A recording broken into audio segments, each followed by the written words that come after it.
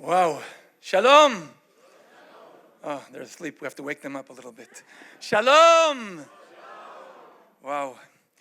So many friends here. I really would like to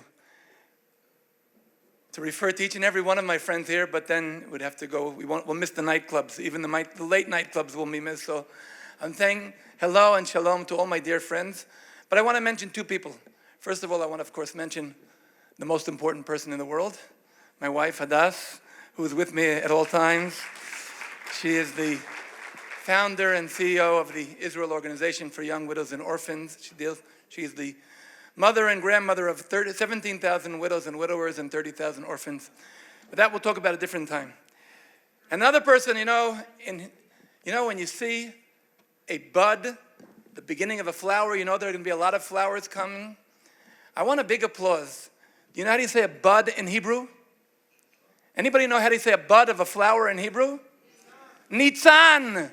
Nitzan. So I want a big applause to the person who organized this wonderful event. Nitzan. And when you see Nitzan, you know that there are going to be many, many, many more flowers. Yes, he deserves it. He deserves it. He deserves it.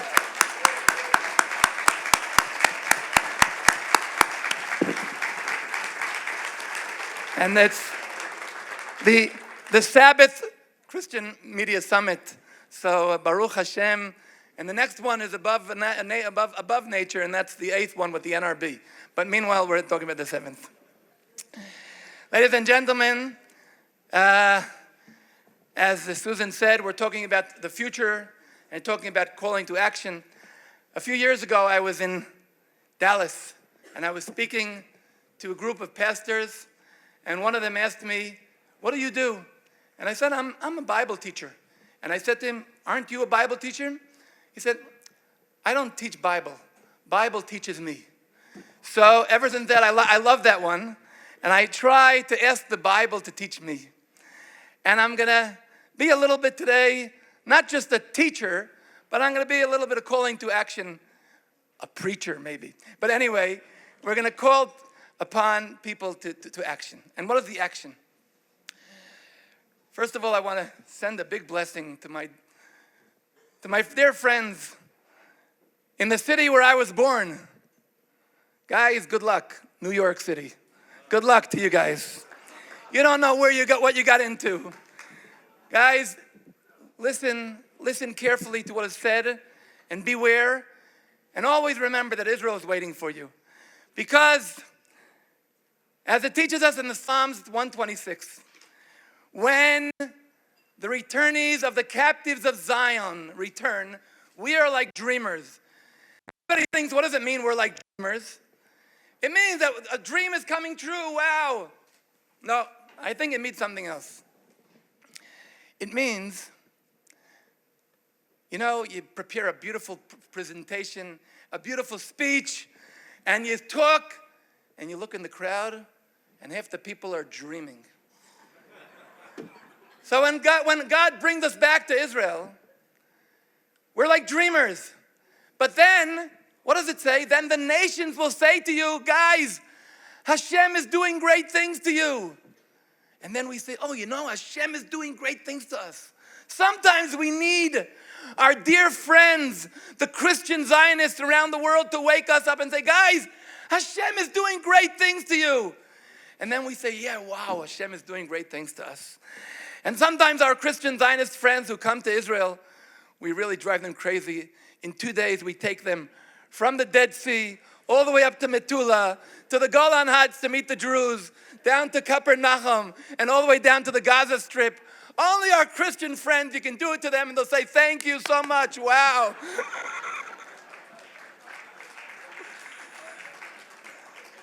But I want to share with you something a little bit about truth. Because when Hashem says to Abraham, I chose you so that you should be a source of blessing to the families of the earth. He says to him, those who bless you will be blessed, and those who curse you will be cursed. He says to Abraham, beware.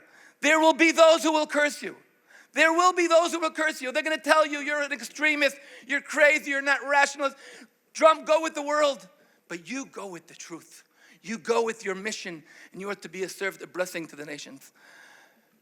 What I want to tell you, 20 years ago, I was a high-rank civil servant in the Ministry of Absorption. I was the director of the Southern District of the ministry.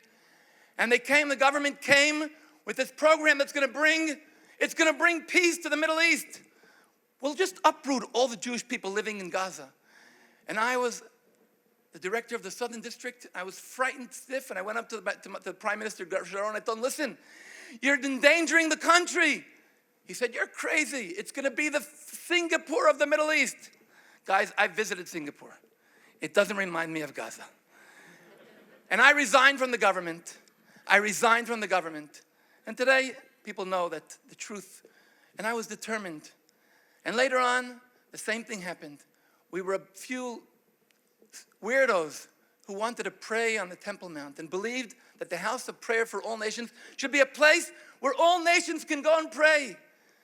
When I started going up to the mountain, we were only 100 Jews who ascended annually. And the police would always say, what are you guys doing here? And today, when we come there, the police says, wow, so happy you're here. We started with 100 Jews annually. Last year, we had 70,000 annually. Baruch Hashem. But I want you to know, now is the time for Christian Zionism. You know what the word Zion means in Hebrew? In Hebrew, there's a verb to point, to mark, letzayen, to mark. And the noun is Zion, the chosen place, the place where the divine presence of God rests. You know, the divine presence of God rests in two places in the world. In Zion and between husband and wife. So anybody here is with husband and wife together in Zion, wow, you guys are doubly blessed, I'm telling you. Even myself and my wife, today we celebrate our anniversary. Exactly today.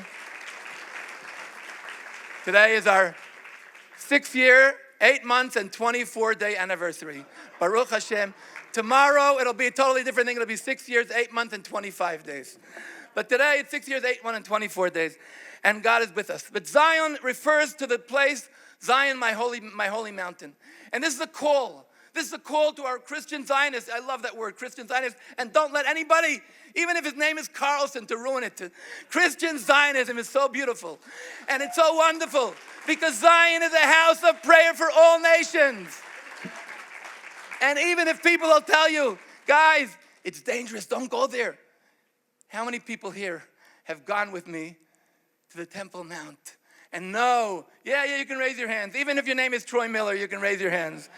And you know how the place is waiting. It's waiting for our Christian Zionists. It's waiting. The prophets are telling you. The prophets are saying, Prophet Micah is saying, go up to the mountain and from there will come peace. And you know why? And the answer is very simple. There's a very clear message. We heard it from my good friend, Prophet Donald Trump. He said, you have to bring peace not by being weak, but by being strong. If you're ready for a war, you can bring peace. This is what he said. When we got out of Gaza, what was the concept? The concept was, oh my God, there are 5,000 Jews here and 1.5 million Muslims. Let's get away from here and let's run away. And the concept was, no, they see it as weakness. And the same thing happened on Temple Mount, on Zion.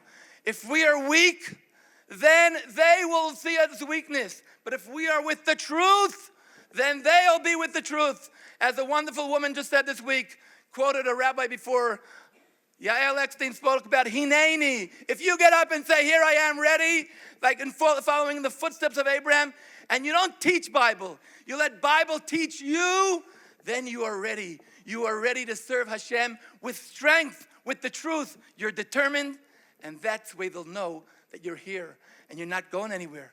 As soon as they see that we are determined and we know where we're going and we know what we want, they'll be with us. And therefore, my dear friends, and I'm going to conclude before you start picking up a sign, help. I'm going to conclude in a few seconds.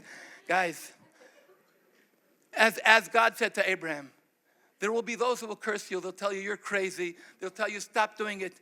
But when you know that you are with Hashem, and you are letting the Bible teach you, and know that you are with Hashem, you will overcome everything, and you'll start with 100 Jews going up to the Temple Mount, and it'll be 70,000, and every single Christian group that comes to Israel will go up to the mountain, and you will see it will become a house of prayer for all nations.